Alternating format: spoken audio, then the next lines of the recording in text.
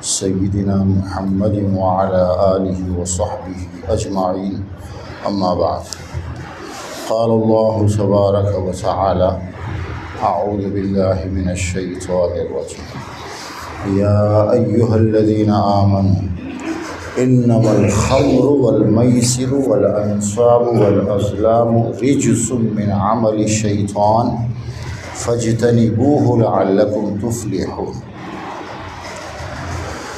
اس آیت مبارکہ میں اللہ تبارک و تعالیٰ نے 4 بری باتوں سے منع فرمایا، اور یہ فرمایا کہ یہ 4 یا ان میں سے کوئی ایک جس میں بھی ہوگا وہ کامیاب نہیں ہو سکتا،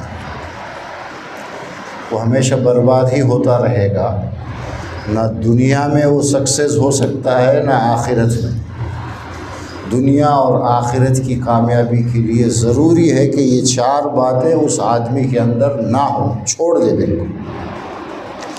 ایک تو کامیابی کے لیے چھوڑنا ہے، دوسرا اللہ نے ان 4 باتوں بری باتوں کے بارے میں یہ بتایا کہ یہ گندگی ہے، رجس فرمایا، اور پھر تیسری بات یہ فرمائی کہ یہ شیطانی کام۔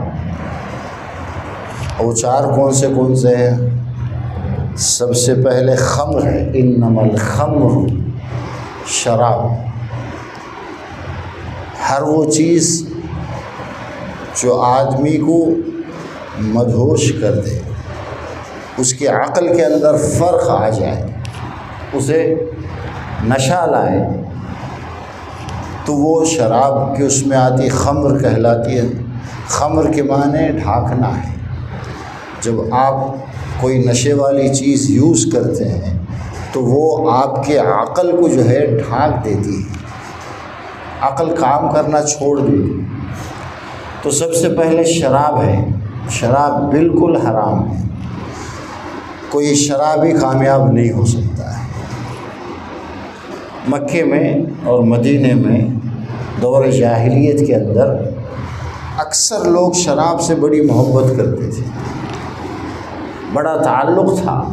آج کل کی طرح تو بزی لائف تو تھی نہیں، سب کے پاس وقت ہوتا تھا، پینا، باتیں کرنا، یہ سب کا مشغلہ تھا۔ اللہ تبارک و تعالیٰ نے بڑی حکمت کے ساتھ اس کو جو ہے حرام قرار دیا ہے، ایک دم منع نہیں فرمایا۔ مکے کے پورے 13 سال تک اس کے بارے میں بات ہی نہیں کی، لوگ پیتے تھے، کرتے تھے، کوئی حرام نہیں قرار دیا پورے 13 سال۔ پھر مدینے میں آنے کے بعد بھی یہ کہا یسألونک عن الخمر والمیسر قل فیہما اثم کبیر ومنافع للناس واثمہما اکبر من نفعہما۔ سب سے پہلے یہ آیت اس کے بارے میں نازل ہوئی، یعنی حرمت کی فاؤنڈیشن ہے یہ، آگے جا کر حرام ہونے والا ہے، لیکن بہت پہلے ہی سے یہ بتایا گیا کہ یہ جو شراب ہے تھوڑا بہت فائدہ ہوگا، لوگوں کو پیسے آئیں گے، وہ جو کام اس کاروبار میں جو لگے ہیں ان کو پیسے ملیں گے بیچنے سے، لیکن اس میں بہت زیادہ گناہ ہے۔ اس کا جو فائدہ ہے وہ کسی حساب سے اس گناہ کی اس میں نہیں ہے۔ تو یہ بات ذہن میں ڈال دی کہ شراب اچھی چیز نہیں ہے، اس میں گناہ زیادہ، حرام نہیں قرار دیا۔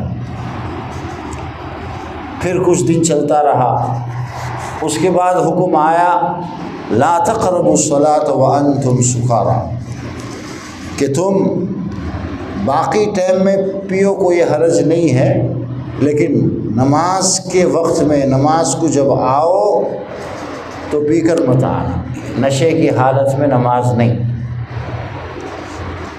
اس سے اور تھوڑا آگے بڑی بات، پھر بھی لوگ جو ہے پی کر آتے، تھوڑی دیر پہلے رک جاتے، لیکن اس کا اثر رہتا۔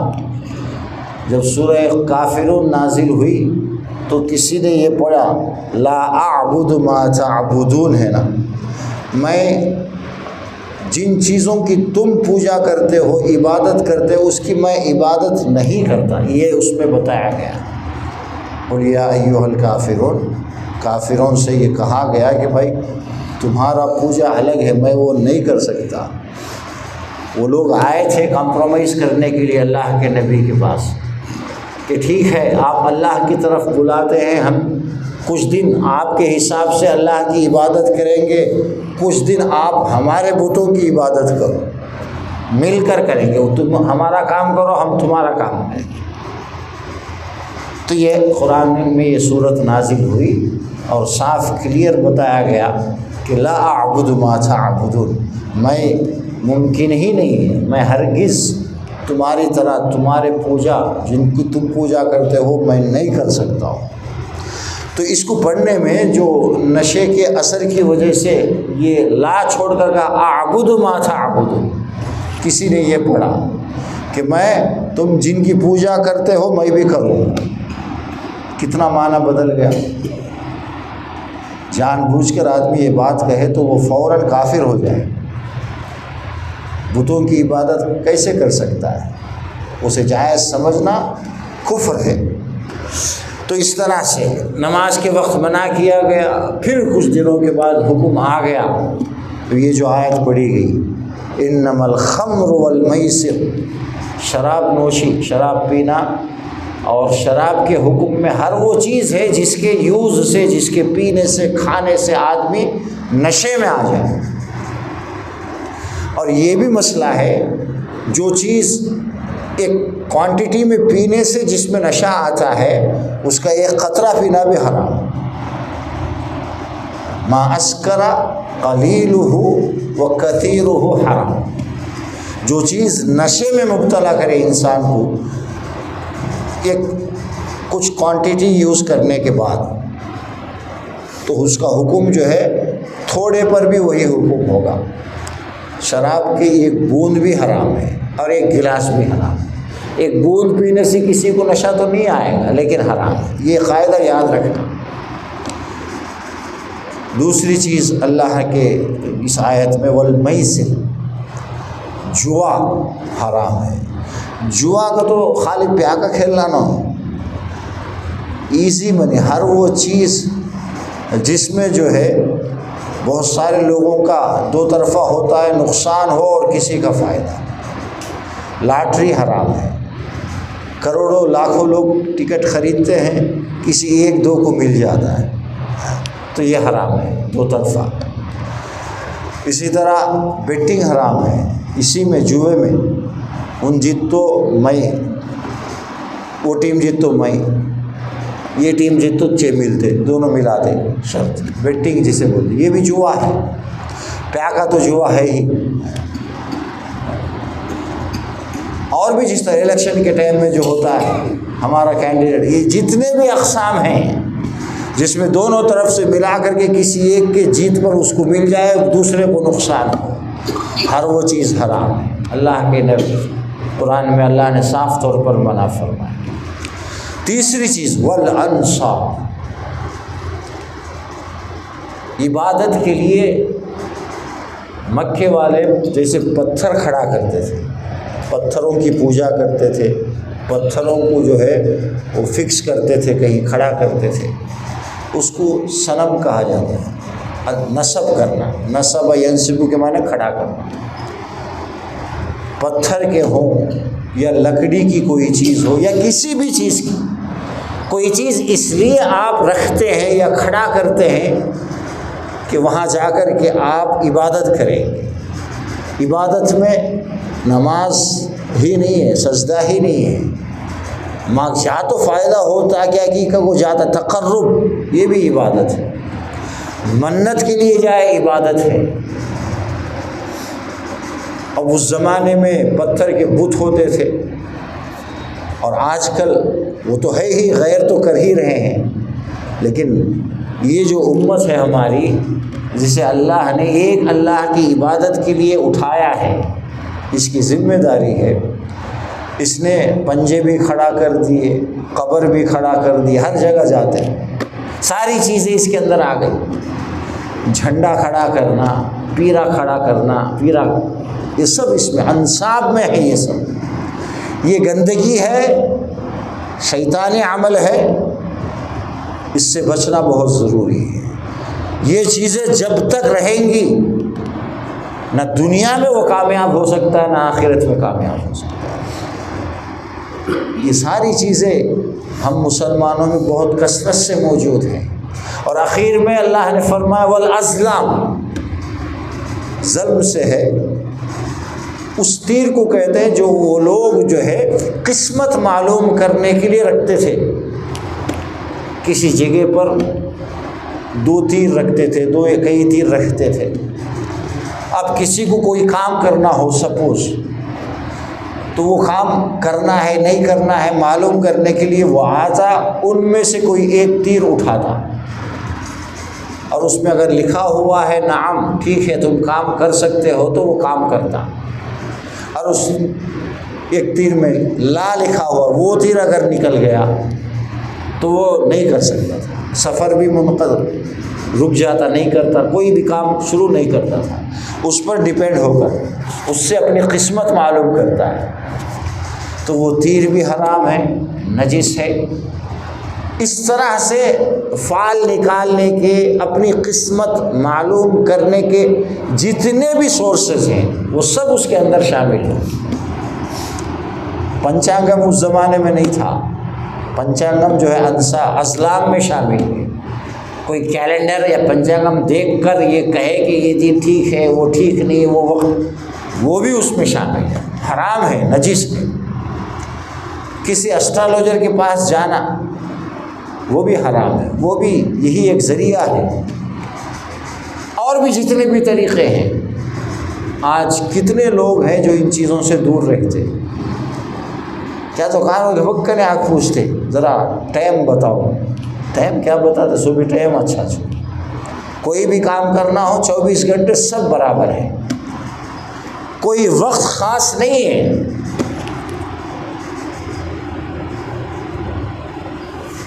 اللہ تبارک و تعالیٰ یہ 4 چیزیں بتائی، جب تک یہ 4 چیزیں کسی کے اندر ہوں گی، 4 ہو یا ان میں سے ایک ہو، وہ کامیاب نہیں ہو سکتا ہے، دنیا میں اور آخرت میں وہ برباد ہی ہوگا۔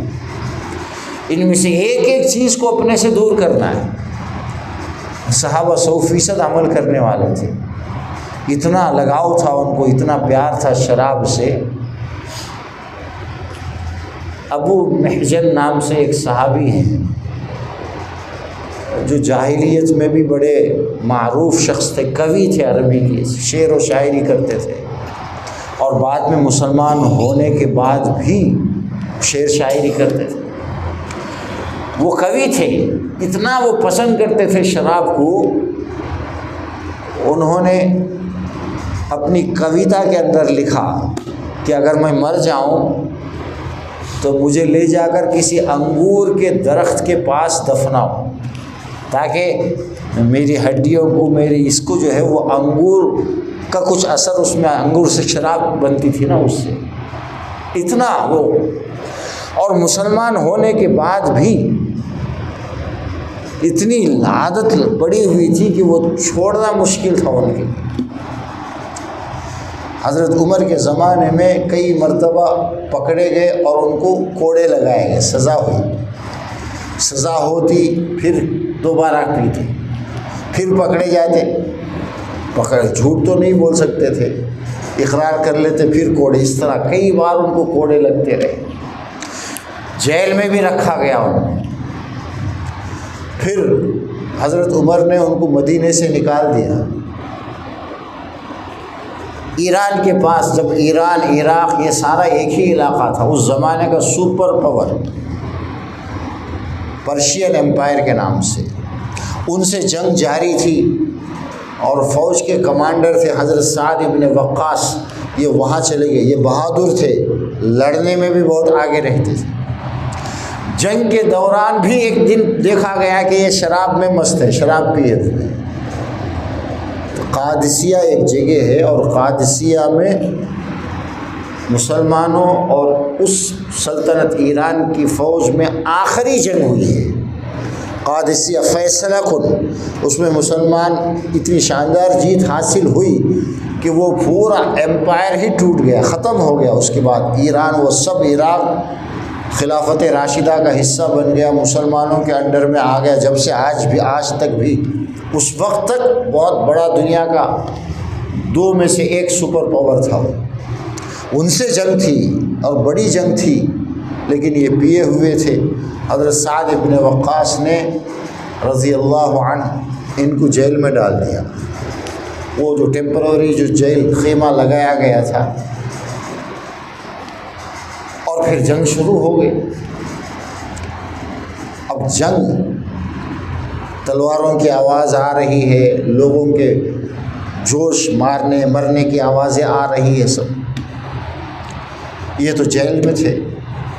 حضرت سعد بن وقاص ابی وقاص رضی اللہ عنہ اس جنگ کے اندر ان کو کچھ زخم لگے ہوئے تھے، تو وہ جنگ میں شریک نہیں تھے، جنگ کے وہ کمانڈر تھے، امیر تھے، ان کو اوپر رکھا گیا تاکہ وہ دیکھ سکے اور لوگوں کو جو ہے کچھ احکام دے سکے۔ جنگ کا دیکھنے کے لیے ان کو اونچی جگہ بنائی گئی، یہ جیل میں تھے۔ اب ان کو جو ہے چاہ رہے تھے کہ مجھے چھوڑ دیا جائے تو میں بھی جا کر کے جنگ میں حصہ لوں، اپنی جو زور آزمائی، بڑے بہادر تھے۔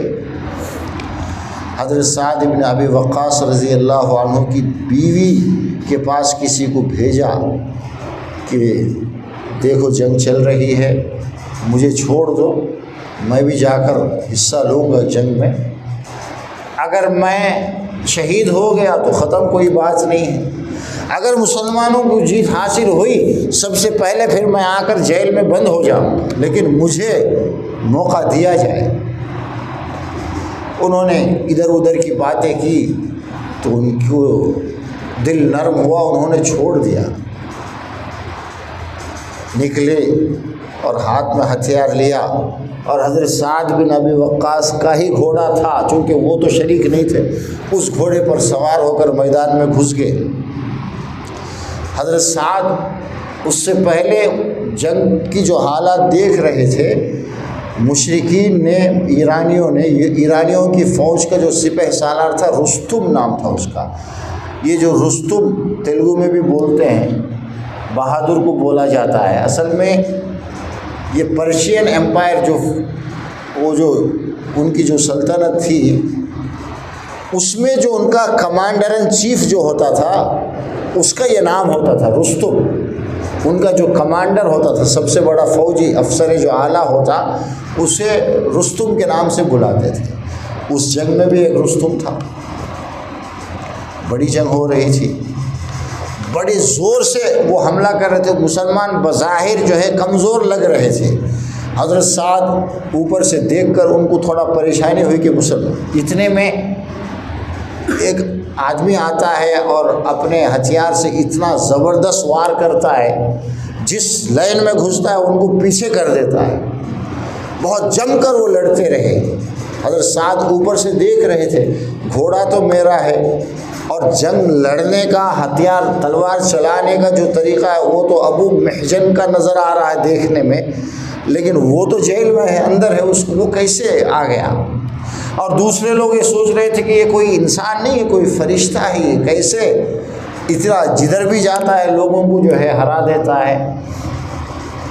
چلتے چلتے جنگ جو ہے مسلمان جیت گئے، وہ رستم جو ہے وہ مارا گیا، اور انہوں نے اپنی ہار تسلیم کر لی، اور یہ جلدی سے آ کر کے جیل میں بند ہو گئے۔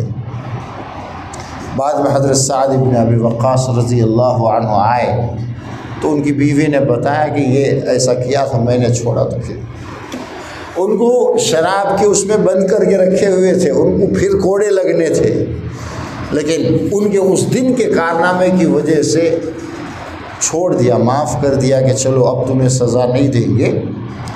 اور انہوں نے بھی فوراً کہا، میں اس سے پہلے کئی بار مجھے سزا ہوئی، کوڑے مارے گئے، پھر بھی میں دوبارہ پیتا رہا، تو میں یہ سوچ رہا تھا کہ لوگ میرے بارے میں یہ نہ کہے کہ یہ کوڑوں کے ڈر سے یہ پینا چھوڑ دیا ہے۔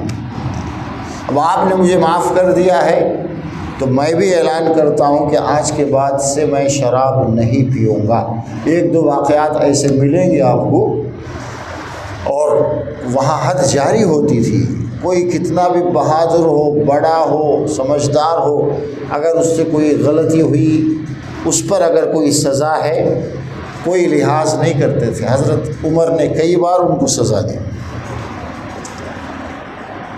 کتنوں کو موقع ملتا ہے کہ اپنے بڑے گناہوں سے وہ توبہ کر کے واپس آئیں اور اپنی زندگی بدلنا ضروری ہے۔ بہت سارے لوگ یہ ایسی بری عادتیں ہیں، یہ بیٹنگ والی عادت ہو گئی، جوئے والی عادت ہو گئی، یا یہ جھنڈے ونڈے ادھر جا کر یا لوگوں کے پاس جا کر اپنے فال نکالنا، ہر چیز کے لیے کسی کے پاس جانا۔ مشکل یہ ہے کہ گھر میں بچہ پیدا ہو تو ڈیٹ لکھ کو لاتے ہیں، فلانا ٹائم فلانے وقت میں پیدا ہوا، وہ دیکھ کو نام بتاؤ۔ کبھی ڈیٹ نہیں دیکھنا ہے، کبھی ٹائم دیکھنا نہیں ہے۔ آپ بولتے ہمیں گچو سن لیتے، ایک بار بھی ٹائم کہنے کا، ڈیٹ کہنے کا، دیکھنے کا حتہ نہیں۔ وہ ٹائم آ، وہ ڈیٹ آ، دیکھ کو اچھا برا، وہ ایک دم کفر ہے اسلام کے اندر، ناجائز ہے۔ جو نام سمجھ میں آیا بتانا ہی ہے۔ اس میں بھی لوگ جو ہے وقت دیکھتے ہیں، وقت لکھتے ہیں۔ آپ اپنی میموری کے لیے، یاد رکھنے کے لیے آپ لکھ سکتے ہیں، فلاں ٹائم میں بچہ پیدا ہوا ہے، دن یہ تھا، تاکہ اس کی عمر یاد رکھی جا سکے۔ جس دن وہ پیدا ہوا ہے وہ یاد رکھ لے آپ، وہ اس کے لیے ٹھیک ہے۔ وہ ٹائم اچھا کی برا کی، وہ سوٹ ہونے کا نام ہونا، یہ ساری چیزیں جو ہے، ان چیزوں سے اوپر اٹھنے کی ضرورت ہے۔ ایمان والوں کو خاص کر دنیا میں کامیابی حاصل کرنا ہے، دنیا میں جو آئے ہیں تو اس دنیا میں بھی کچھ ہم کر لیں، تو ان جو چار چیزوں سے اپنے آپ کو دور کرنا ہے۔ فَاجْتَنِبُوهُ لَعَلَّكُمْ تُفْلِحُونَ، اللہ نے فرمایا اگر تم کامیاب ہونا چاہتے ہو تو اس سے دور ہو جاؤ، اس کو چھوڑ دو۔ ان میں سے کسی ایک میں رہتے ہوئے تم سوچو گے کہ میں کامیاب ہو جاؤں گا، میں دنیا میں بھی اچھا کر لوں گا، مجھے آخرت بھی اچھی ملے گی، امپاسبل ہے، ہوگا ہی نہیں، اس لیے کہ یہ شیطانی عمل ہے۔ فَاجْتَنِبُوهُ لَعَلَّكُمْ تُفْلِحُونَ إِنَّمَا يُرِيدُ الشَّيْطَانُ أَن يُوقِعَ بَيْنَكُمُ الْعَدَاوَةَ وَالْبَغْضَ۔ پھر ایک وجہ اللہ نے بتائی، شیطان تمہیں پلا کر، جوئے میں ڈال کر، یا اسی طرح سے فالوں میں ڈال کر، ان چیزوں میں ڈال کر، بتوں کی پوجا میں ڈال کر تمہیں آپس میں ایک دوسرے کا دشمن بنانا چاہتا ہے، آپس میں نفرتیں پیدا کرنا چاہتا ہے۔ ظاہر سی بات ہے، اب جوا کھیلیں گے، اگر کوئی بہت زیادہ ہار جائے گا، جیتنے والا خوشی منائے گا، اس کی وجہ سے اسے تکلیف ہوگی، آپس میں دشمنی ہوگی۔ اللہ تبارک و تعالی اس طرح کی ساری غلطیوں سے، گناہوں سے ہم سب کی حفاظت فرمائے، اور جتنی جو بھی گندی چیزیں ہیں جسے شریعت نے گندگی کہا ہے، ہر اس چیز سے ہم سب کو اللہ پاک و صاف کرے۔ سبحانک اللہم و بحمدک، نشہد ان لا الہ الا انت، نستغفرک و نتوب۔